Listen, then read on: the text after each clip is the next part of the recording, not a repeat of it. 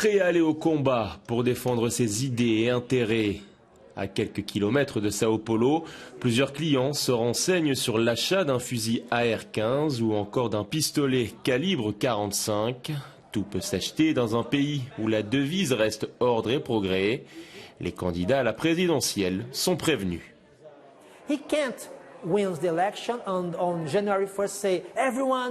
Lula da Silva ne peut pas gagner les élections et le 1er janvier dire tout le monde doit rendre ses armes pour que nous les détruisions.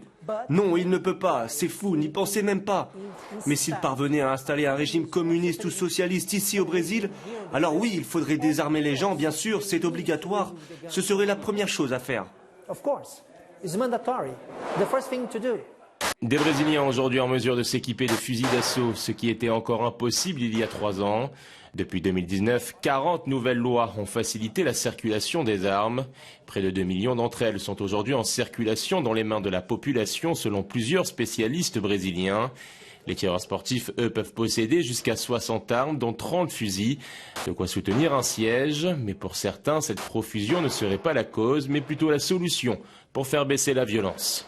Le problème n'est pas les armes, mais la liberté. Dès que les Brésiliens auront la liberté de porter des armes, dès que nous aurons inscrit dans la Constitution le droit de porter une arme, les criminels réfléchiront 5 à 6 fois avant d'agresser quelqu'un, parce qu'ils sauront que la population a le droit de se défendre avec des armes.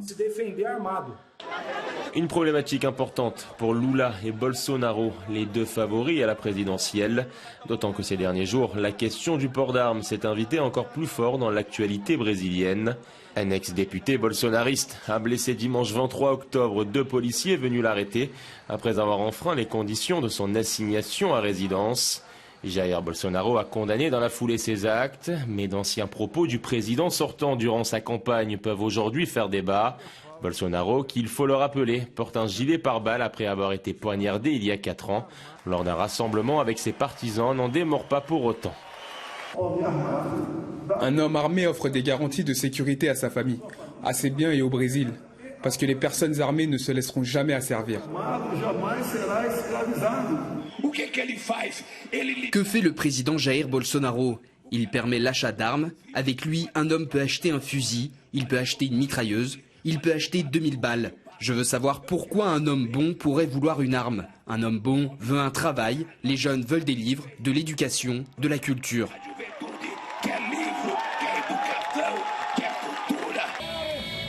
Les deux candidats se rendent coup pour coup. Luiz Inácio Lula da Silva, 77 ans, vise un 3e mandat. Jair Bolsonaro, 67 ans, un 2e consécutif.